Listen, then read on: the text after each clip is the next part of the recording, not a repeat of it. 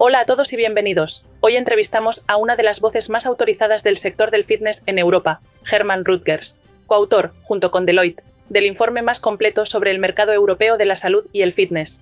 En esta charla hablaremos de su trayectoria, los hallazgos del estudio y haremos zoom en la situación del mercado español.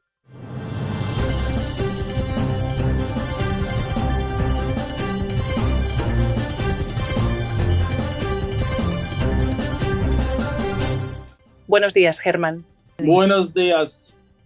Herman, para quienes no te conocen en profundidad en el mercado ibérico, ¿podrías contarnos cómo ha sido tu recorrido profesional en la industria del fitness? ¿Cómo llegaste a convertirte en una referencia europea? Well, I'm not so sure about the key figure, but it's simply by working hard and playing hard, I came and if you're long enough in this industry, you get to know a lot of people. And if you do well, I've been 31 years in the industry. Started in 1994 at Life Fitness in Munich, being responsible for Europe. Then I did not know anything about fitness. I came from the tennis industry, from Prince, tennis rackets. So I worked for Life Fitness in Europe till 97, from 94 till 97. Then I moved to Chicago with my wife to be in the management team of Life Fitness in Chicago. But after 3 years, she became homesick, so we moved back to Europe. I left Life Fitness in 2001, started my own company called Global Growth Partners to do consulting, particularly with American companies wanting to come to Europe, in and outside of fitness. And then Ursa asked me to be European Director for Ursa. I did that for 3 years. And then with Harm Tegelaars in 2007, we started EuropeActive in Brussels. I started as the CEO of the organization on a part-time basis. Long story short, after that, I became a board member in EuropeActive, and currently I'm the ambassador. In the meantime, I was involved as a board member for 7 years in Scandinavia with SATS, the fitness chain. I have been involved with Octane Fitness as an investor and a board member. I have been involved with the Wellness Foundation in Italy. Currently, I'm a board member in Basic Fit, which, as you know, is very active in Spain as well, on the stock market listed in Amsterdam. And I'm still working with FIBO as the international ambassador. So I do a few things to stay active and not to get bored, because I couldn't live playing golf all day or reading books all day. I need to be in contact with people like you and young people in the industry to help them to grow and to really make the industry a little bit more professional. So that's in a nutshell my background. Impresionante trayectoria en nuestra industria. Vamos con el informe. ¿Cómo se elabora un estudio de esta magnitud? Cuéntanos sobre la metodología, fuentes de información y el tipo de análisis que se realiza. I think in terms of the overall growth was very good. We had a growth of 5.8% to almost 72 million members.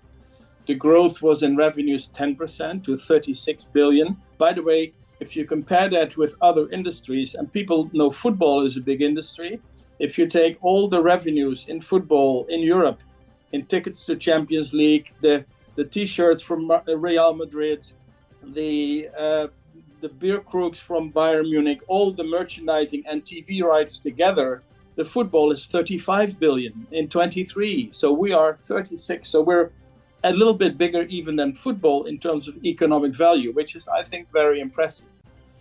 Further to the 25 report, there were 30 M&A actions, which is a lot, the highest we've ever had in the history. And of course, Spain was very active there as well, with 5 deals done by Viva Gym in 24. The other thing that surprised me was the continued growth of the intermediaries or aggregators, as some people say. So the Well Hub, the ClassPass, those kind of activities. 53% of the people we interviewed are working with an aggregator, which is up by 6% from the year before. And in Germany, where we have very exact numbers, there is 1.2 million people in the aggregators as a member, who are not direct member in a fitness club, which is a huge number, which increases the penetration by 1.5% in Germany if we would include those in the overall number of people in fitness. The other thing, the fourth thing that I would like to mention is the consumer study we did. As you know, we did 13,000 interviews in 19 countries, including Spain. And for the first time, we also did some research on the city. So we have detailed analysis on Barcelona and Madrid as well in the report. But the big thing is the hybrid. So people not just train in the club, but they also train outside, outdoor, running, cycling, or they do fitness at home. So that whole hybrid development is even more strong in 24. And to give you an idea of all the people that are doing at least once a week on their physical activity, 55% do it in the fitness club, either alone in the fitness club and nothing else, or in combination with home training, or in combination with outdoor.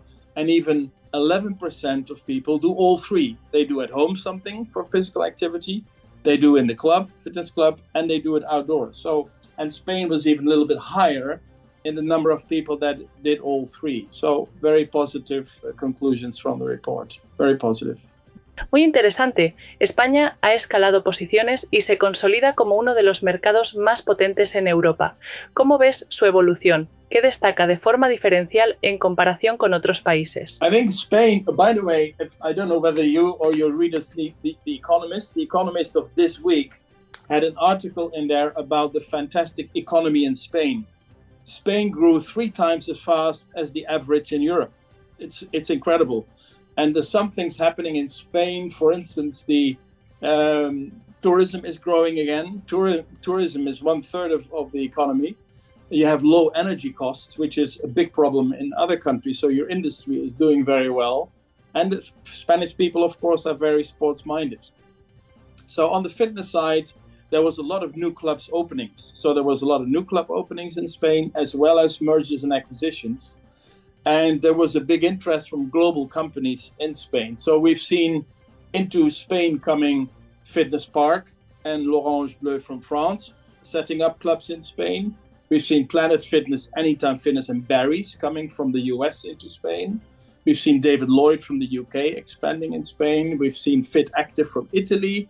We've seen Big from Argentina coming to Spain, and Basic Fit from the Netherlands. So a lot of activities coming from outside of Spain into Spain, because all these companies see the growth opportunities in Spain. On the other end, you see Viva Gym going to Portugal in the past, Forus and GoFit going to Italy. You see Metropolitan going to France, and you see Yoga One going to Italy. So also Spanish companies are going outside of the Spanish market, which is a very interesting international development. I would say the unique thing that differentiates, to your question on what makes Spain different from other countries, first of all, the Spanish members are very active, so they come more often to the club than in other countries. You have more sleeping members in other countries, not so much in Spain. And the other thing is that in Spain, the concessionaires is very, very new. So you have Forus and GoFit, which you don't have in other countries. So the private-public partnerships in Spain are a unique thing for the Spanish market. And the third thing I would mention is that the Spanish are very much into group exercise. So live group exercise is very important for the Spanish customer, which is a little bit different from other markets. So all in all, Spain is doing very well and is up there above the European level of fitness participation also. Eso es estupendo. ¿Hacia dónde crees que se dirige el sector del fitness en Europa? ¿Qué oportunidades y retos ves para los próximos años? Yeah, we asked that question in the research, and what we hear from the operators is that the biggest issue they have is recruiting qualified staff. That is the biggest challenge that people mention. The second one is finding suitable locations at reasonable cost. Third thing that they mention is the cost increase in salaries, cost increase in rent, cost increase in energy, all those things. And the fourth challenge is raising capital. Not for Viva Gym, they have Providence giving the funds, but if you're an independent club owner or you have a few clubs, it's hard to find financing for growing.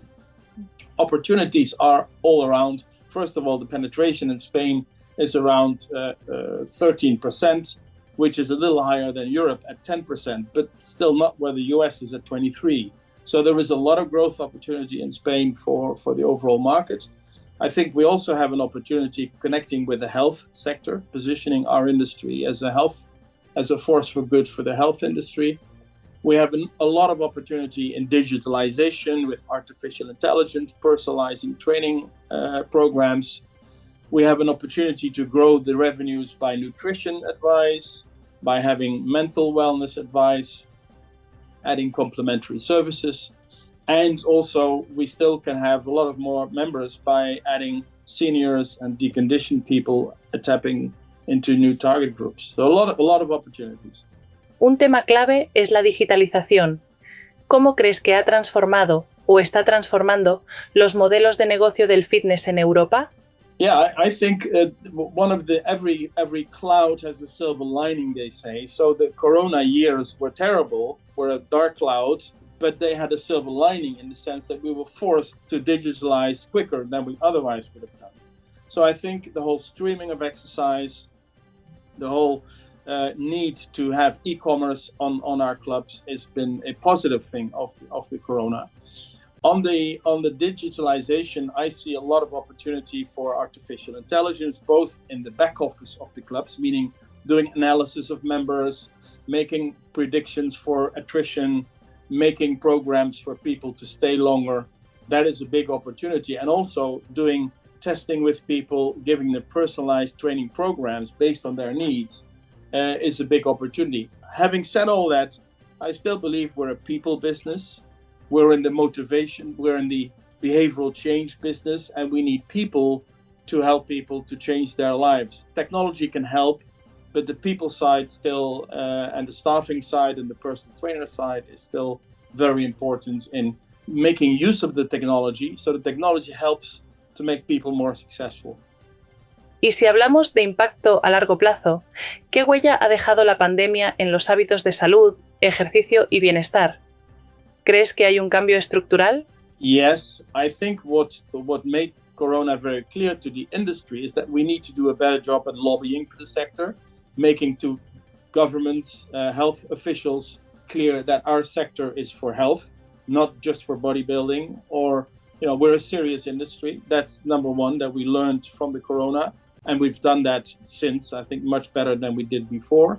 The second thing is the learning that we are broader than just muscle building. We're really a health offering service.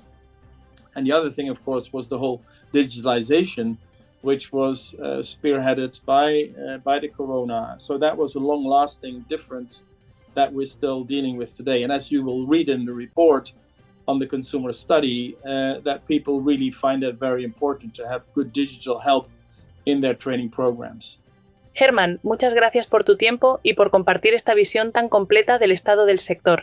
Sin duda, este informe será una referencia para todos los profesionales del sector en Europa. It's my pleasure, and I'm planning to continue to help the industry to become more professional, and happy to help Ines. I think you're doing a great job with your company, helping to make the Spanish people more informed, and this hopefully will help. If people want to order the report in full, they can go to the EuropeActive website where they can order the report. But you have it already, I guess, right? You already have it on your desk, right? Desde luego, incluiremos el enlace a la web de EuropeActive para que quienes quieran tener el informe completo puedan adquirirlo.